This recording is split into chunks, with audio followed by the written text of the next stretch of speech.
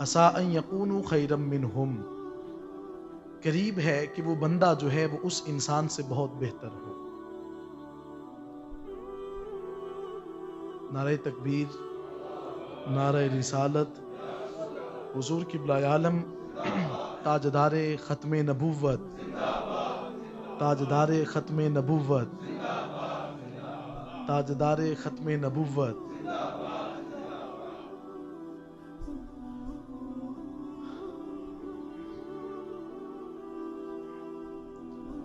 اللہ رب العزت نے قرآن کریم فرقان حکیم میں ارشاد فرمایا، یا ایہا الذین آمنو، اے ایمان والو، لا یسخر قوم من قوم، کوئی قوم کسی دوسری کا تمسخر جو ہے وہ اور مذاق نہ اڑائے، عسیٰ ان یکونوا خیرا منہم، خدا فرماتا ہے کہ بہت قریب ہے کہ جس کا مذاق اڑایا جا رہا ہے وہ تم سے بہت ہی اچھا ہو۔ ولا نساء من نساء، خدا فرماتا ہے اور نہ ہی کوئی عورت کسی دوسری عورت کا تمسخر اور مذاق اڑائے، عسیٰ ان یکن خیرا منہن، خدا فرماتا ہے کہ قریب ہے کہ وہ عورت جس کا مذاق اڑایا جا رہا ہے وہ دوسری خواتین سے بہت ہی اچھی ہو۔ قرآن کریم فرقان حکیم کی آیات کے اندر اللہ رب العزت نے ایک دوسرے انسان کا تمسخر اور مذاق اڑانے سے منع کیا ہے۔ قبیلہ بنی تمیم کے کچھ لوگ تھے، انہوں نے آقا علیہ الصلوۃ والسلام کے کچھ جو اصحاب تھے ان کا تمسخر اور مذاق اڑانا شروع کر دیا۔ اس تمسخر کا جو سبب تھا وہ یہ تھا کہ وہ صحابہ کرام ایسے تھے کہ جو مالی لحاظ سے بڑا کمزور تھے، وہ صحابہ کرام متمول نہیں تھے، جن کے اندر حضرت بلال حبشی کا نام بھی آتا ہے، حضرت خباب بن ارت کا نام بھی آتا ہے، اور حضرت صہیب رومی کا نام بھی آتا ہے، لیکن ان کے دل کے اندر آقا علیہ الصلوۃ والسلام کے ساتھ محبت بڑی موجزن رہتی تھی۔ تو رب کائنات نے قرآن کریم کی آیت نازل فرما دی کہ حبیب، ان آپ کے دیوانوں کا لوگ مذاق اڑاتے ہیں کہ ان کے پاس مال نہیں ہے، آپ ان سے فرما دیں کہ ان کا مذاق نہ اڑائیں۔ بلال دیکھنے کے میں تو سیاہ نظر آتا ہے لیکن اس کا دل آپ کے نور سے چمکتا اور تڑپتا رہتا ہے۔ تو حضرت بلال رضی اللہ تعالیٰ عنہ اور دیگر صحابہ کرام کے حوالے سے جب باتیں کی گئیں تو اللہ رب العزت نے فرمایا کہ قریب ہے کہ وہ ان سے جو ہے وہ اعمال کے اندر بہت بلے ہوں، عمل کے اندر ان کا مقام بڑا اونچا ہے۔ تو ذات محترم، کبھی کبھی انسان جو ہے وہ کسی کا تمسخر اور مذاق اڑا دیتا ہے۔ اسلام اس بات کی اجازت نہیں دیتا کہ کسی کا مذاق اڑایا جائے، بلکہ انسان جو ہے اس کو اپنے اعمال کی فکر کرنی چاہیے کہ میرے عمل کیسے ہیں۔ جب ہم کسی کے اعمال کو ٹٹولنے کی کوشش کرتے ہیں تو پھر انسان اپنے آپ کو بھول جاتا ہے۔ صحیح مسلم کی حدیث مبارکہ ہے، میرا آقا علیہ الصلوۃ والسلام نے ارشاد فرمایا، میرا آقا ارشاد فرماتے ہیں کہ من ساتر مسلمن ساترہ اللہ تعالی یوم القیامہ، آقا علیہ الصلوۃ والسلام نے فرمایا کہ جو کوئی بندہ کسی انسان کے ایک عیب کے اوپر پردہ ڈالتا ہے، اللہ قیامت کے دن اس انسان کے عیبوں کے اوپر پردہ ڈال دے گا۔ میں اور آپ سب اپنے من کے اندر اتر کر دیکھیں کہ کتنے عیوب ہمارے اندر پوشیدہ ہیں۔ میں اگر رات کو بستر پر جاؤں تو مجھے خود اپنے آپ سے حیا آئے گی کہ جھوٹ بولنا، کم تولنا، خیانت کرنا، عادات رذیلہ میرے اندر پائی جاتی ہیں۔ خدا ذی وقار، یہ ساری عادات جب میرے اندر موجود ہیں تو پھر ہم دوسرے کے عیب کو ڈھونڈنے کی کوشش کرتے ہیں۔ تو اللہ کے حبیب علیہ الصلوۃ والسلام نے فرمایا کسی کے عیب کے اوپر بھی پردہ ڈالا کریں۔ صحیح بخاری اور امام ترمذی اس کو روایت کرتے ہیں، آقا علیہ الصلوۃ والسلام نے فرمایا قیامت کے دن اللہ اپنے سامنے ایک شخص کو کھڑا کرے گا، خدا فرمائے گا میرے بندے کیا تو نے وہ فلاں کام کیا تھا نا؟ وہ بندہ عرض کرے گا مالک جی میں نے کیا تھا۔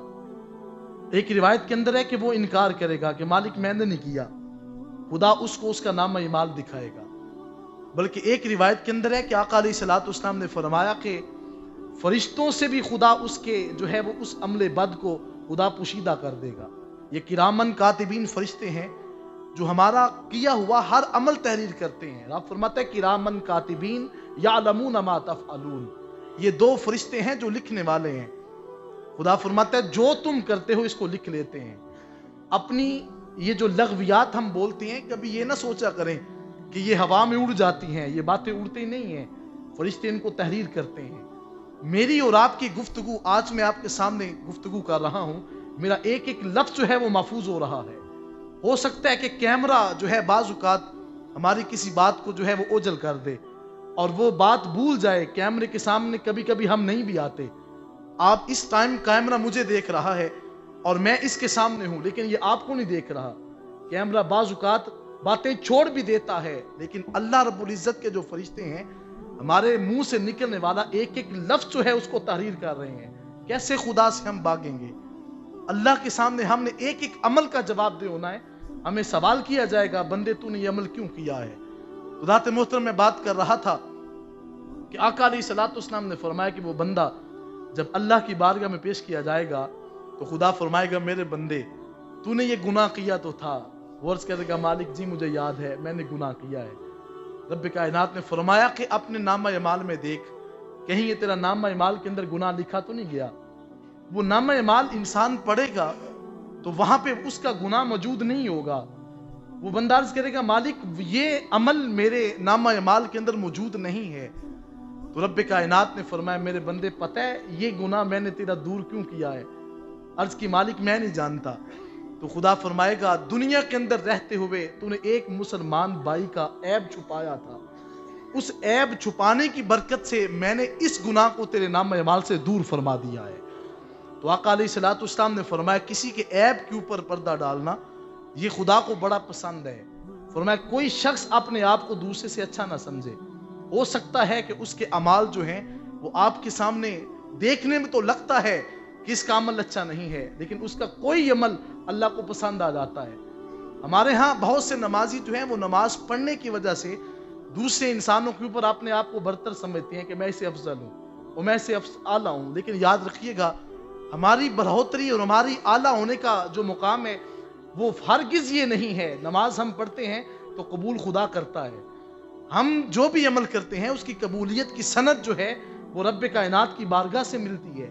تو ہم کبھی کسی انسان کو اپنے سے کم تر محسوس نہ کریں کہ وہ بندہ مجھ سے جو ہے وہ بدتر ہے۔ اس لیے کبھی آپ نے دیکھا ہوگا کہ جو بندہ وقت کا چودھری ہوتا ہے نا وہ دوسرے بندوں کو اپنے آپ سے کم تر محسوس کرتا ہے، یہ مجھ سے اچھا نہیں ہے۔ لیکن رب کائنات نے فرمایا کوئی شخص ایک دوسرے کے اوپر مذاق نہ اڑایا کرے، ہو سکتا ہے کہ وہ عمل کے اندر دوسرے سے اچھا ہو۔ کوئی خاتون جو ہے وہ دوسرے کو نہ محسوس کرے کہ وہ مجھ سے عمال کے اندر کم ہے، فرمایا ہو سکتا ہے کہ وہ عمل کے اندر تم سے اچھی اور بلی ہو۔ آقا علیہ الصلوۃ والسلام کی احادیث سے یہ بات ثابت ہے۔ تاجدار مدینہ علیہ الصلوۃ والسلام کی خدمت میں یہ بات بیان کی گئی۔ میرا آقا فرماتے ہیں بنی اسرائیل کے اندر خاتون تھی جس نے ایک بلی کو باندھ رکھا تھا اور اس کو کھانا بھی نہیں کھلاتی تھی، اور کھانا نہ کھلانے کی وجہ سے جو ہے معاملہ کچھ اس طرح ہوا کہ وہ بھوک کی شدت کی وجہ سے مر جاتی ہے۔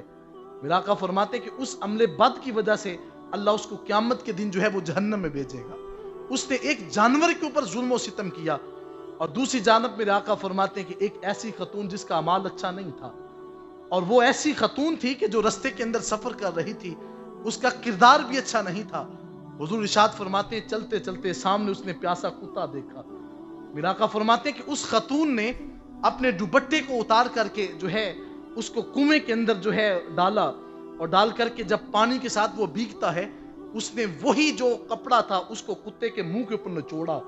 جب اس کتے کی جو ہے پیاس بجھتی ہے، آقا علیہ الصلوۃ والسلام نے فرمایا کہ خدا اس عورت کو توبہ کی توفیق بخشتا ہے۔ فرمایا جب وہ تائب ہوتی ہے تو میرا آقا فرماتے ہیں کہ قیامت کے دن اللہ اس کو جنت کا راہی بنا دے گا۔ جو انسان جانوروں سے شفقت کرتا ہے خدا اس سے اتنا پیار کرتا ہے، تو جو انسانوں سے پیار کرتا ہوگا اس کا مقام کتنا اونچا ہوگا۔ حضرت خواجہ نظام الدین اولیاء رحمت اللہ تعالی علیہ، آپ ایک دن آپ نے دیکھا کہ کتا جنگل کے اندر بیٹھا ہوا ہے، اور وہ کتا ایسا ہے کہ جو زخمی ہے، چلنے سے قاصر ہے، حرکت بھی نہیں کر سکتا۔ خواجہ نظام الدین اولیاء علیہ رحمہ نے نان بائی سے کچھ نان لیے اور کچھ کباب لگوائے، اور کباب لگا کر کے آپ جنگل کی طرف جاتے ہیں۔ وہ نان بائی بھی آپ کے پیچھے ہوا کہ شاید یہ کسی جو ہے وہ اپنے ملنے والے کو، اپنے پیار کرنے والے کو یہ کھانا کھلائیں گے، میں دیکھنا چاہتا ہوں یہ بابا کھانا کس کو کھلاتا ہے۔ چونکہ ہمارا ذہن ہر وقت پاک نہیں ہوتا، مختلف قسم کے زاویات ہمارے ذہن میں پیدا ہوتے رہتے ہیں، لیکن خدا فرماتے ہیں کسی کے بارے میں آپ ٹٹولنا شروع نہ کر دیں۔ قرآن کے لفظ ہیں، میں جمعہ المبارک کے اندر آنے والے وقت میں اس کو بیان کروں گا، وَلَا تَجَسَّسُوا، انسان کسی کی جاسوسی نہ کیا کر وہ کرتا کیا ہے، اپنے اعمال کے بارے میں سوچا کرو کہ میری جو ہے عمل کس جو ہے وہ نوعیت کے ہیں۔ تو آقا علیہ الصلوۃ والسلام نے جاسوسی کرنے سے منع فرمایا ہے، آپ کسی کی ٹو میں نہ لگے رہے کہ وہ بندہ کرتا کیا ہے۔ خدا تذیب وقار میں عرض کر رہا تھا، آقا علیہ الصلوۃ والسلام کے غلام خواجہ نظام الدین اولیاء رحمت اللہ تعالی علیہ، آپ جو ہے نان بھائی سے نان لے کر کے اس کے پاس جاتے ہیں جنگل کے اندر۔ وہ شخص کہتا ہے میں پیچھے دیکھ رہا تھا کہ خواجہ صاحب ایک جو ہے وہ جنگل میں جاتے ہیں اور جنگل کے اندر کوئی انسان موجود نہیں ہے۔ فرماتے ہیں کہ میں نے دیکھا کہ خواجہ صاحب کے سامنے ایک زخمی کتا بیٹھا ہوا ہے اور آپ اس کو ایک لقمہ آپ نان کا توڑتے ہیں، دوسرا آپ اس کباب کا توڑتے ہیں، کباب رکھ کے تو اس کو اپنے ہاتھ سے کھلا رہے ہیں۔ اب وہ جب کتا جو ہے دم ہلا کر جاتا ہے، اس نے آسمان کی طرف منہ اٹھایا، وہ نان بھائی کہتا ہے کہ میں نے دیکھا آسمان سے زمین تک انوار و تجلیات کا جب نزول ہوتا ہے تو میں خواجہ صاحب کے قدم پکڑ کے کہتا ہوں کہ حضرت بتائیں آپ نے یہ کیا کیا ہے؟ آپ نے کہا کئی دن بیت گئے، میری ایک منزل رکی ہوئی تھی، میں نے بھوکے کتے کو کھلایا ہے، اللہ نے اس منزل کو پورا فرما دیا ہے۔ تو خدا ان جانوروں سے بھی پیار کرنے سے، شفقت کرنے سے خدا نوازتا ہے۔ ہم تو انسانوں کے جو ہیں وہ معاملات کے پیچھے پڑے ہیں، تو خدا ان جانوروں سے شفقت اور پیار کرنے سے بھی خدا بڑا اپنے بندوں کو قریب کرتا ہے۔ خدا تے محترم میں عرض کر رہا تھا کہ فرمایا کہ آپ کسی انسان کا عیب نہ ٹٹولیں کہ وہ انسان کرتا کیا، ہو سکتا ہے وہ اعمال کے اندر آپ سے اچھا ہو۔ تاجدار شاہ بتا علیہ الصلوۃ والسلام نے فرمایا قیامت کے دن ایک انسان کو آواز دی جائے گی کہ تو جنت میں داخل ہو جا، جب وہ جنت کے قریب جانے لگے گا تو پھر جنت کا دروازہ بند کر دیا جائے گا۔ آپ دیکھ لیں کسی بندے کو جو ہے عالی شان محل دکھایا جائے اور کہا یہ تمہارا ہے، اور پھر جب وہ قریب جائے تو دروازے مقفل کر دیے جائے، بند کر دیے جائے، اس انسان کے دل پہ کیا گزرتی ہے۔ تو آقا علیہ الصلوۃ والسلام نے فرمایا 3 مرتبہ اس کو جنت کے قریب کر کے پھر دور کیا جائے گا۔ تو میرے آقا نے فرمایا جانتے ہو صحابہ وہ بندہ کون سا ہے؟ عرض کی حضور وہ بندہ کون ہوگا؟ فرمایا وہ شخص وہ ہے جو اپنے آپ کو دوسرے بھائیوں سے افضل تسلیم کرتا تھا کہ میں اس سے اچھا ہوں۔ تو فرمایا قیامت کے دن وہ بندہ جنت میں نہیں جائے گا جو انسان کسی انسان کو جو ہے اپنے سے کمتر محسوس کرتا رہتا ہے کہ میں اس سے اچھا ہوں، یہ مجھ سے کمتر ہے۔ یہ آج آپ اس بات کو اپنے ذہن میں بٹھا لیں کہ ہم نے اپنے ذہن کے اندر یہ بات پیدا نہیں ہونے دینی کہ میں اس سے افضل ہوں۔ آقا علیہ الصلوۃ والسلام کی زوجہ محترمہ حضرت صفیہ بنت حی بن اخطب آقا علیہ الصلوۃ والسلام کی زوجہ محترمہ ہے، اور یہ ابتدائے اسلام سے قبل جو ہیں یہ یہودن تھی۔ انہوں نے آقا علیہ الصلوۃ والسلام کا بھی کلمہ جو ہے وہ اس وقت پڑھا تھا جب حضور کی عقد میں آئی تھی۔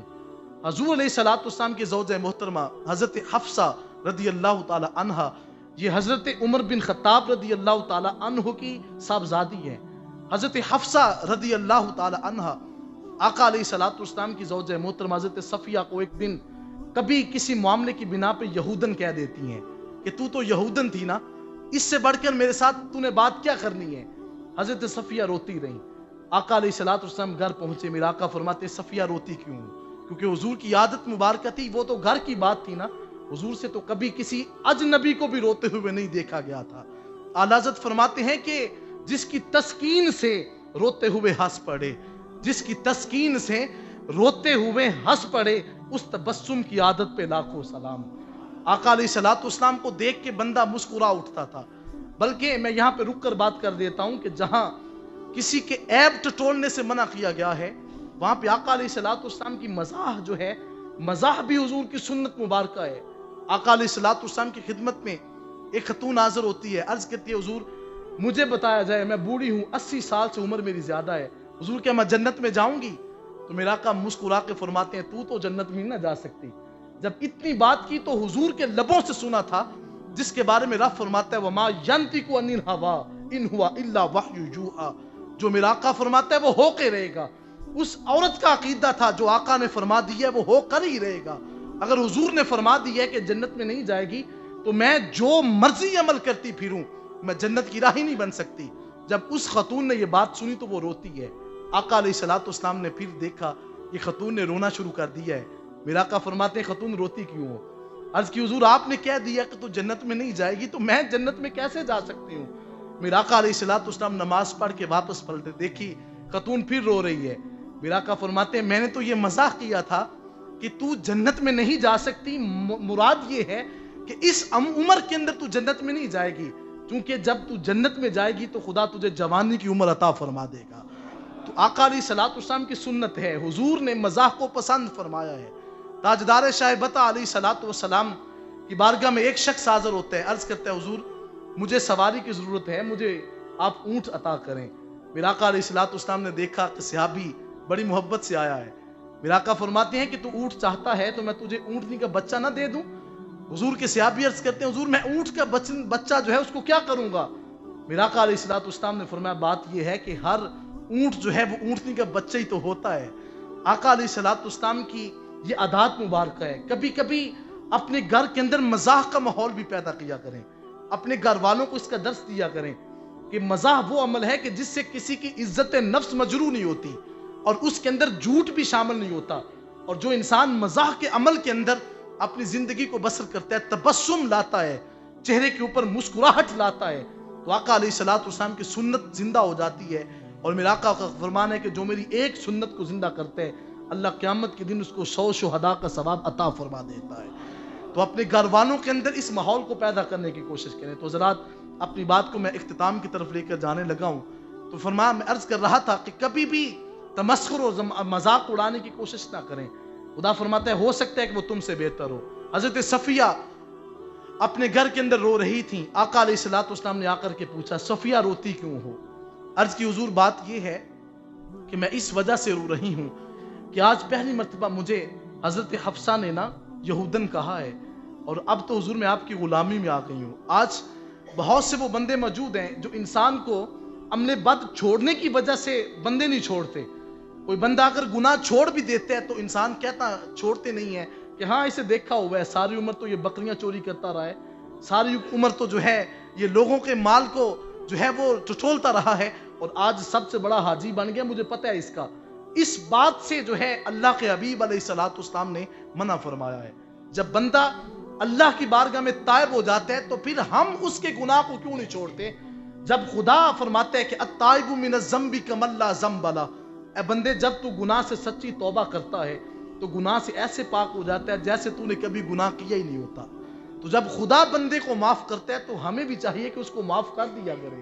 اگر کوئی بندہ نمازی بن جاتا ہے تو اس کی موجودہ حالت کو دیکھیں، ماضی تو خدا نے بخش دیا ہے، وہ تو حضور کے صدقے سے معاف کر دیا گیا، تو پھر ہم اس کی جو ہے زندگی کو ٹٹولنے کی کیوں کوشش کرتے ہیں؟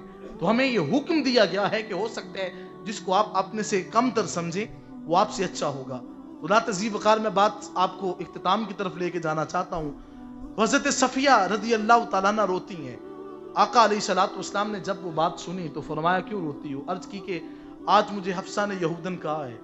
آقا علیہ الصلوۃ والسلام فوراً حضرت حفصہ کے پاس گئے، جا کر کے پوچھا حفصہ بتاؤ جو ہے وہ صفیہ کو تو نے یہودن کیوں کہا؟ عرض کی حضور میری منہ سے نکل گیا تھا۔ آقا علیہ الصلوۃ والسلام نے ناپسند فرمایا کہ حفصہ بتاؤ کیا تمہارا جو باپ ہے کیا وہ نبی ہے؟ عرض کی حضور نہیں۔ بتاؤ کہ تمہارا چچا نبی ہے؟ عرض کی حضور نہیں۔ تو فرمایا یہ تو بتاؤ کہ پھر تم مجھ سے افضل اس وجہ سے ہوئی کہ میرے عقد کے اندر ہو؟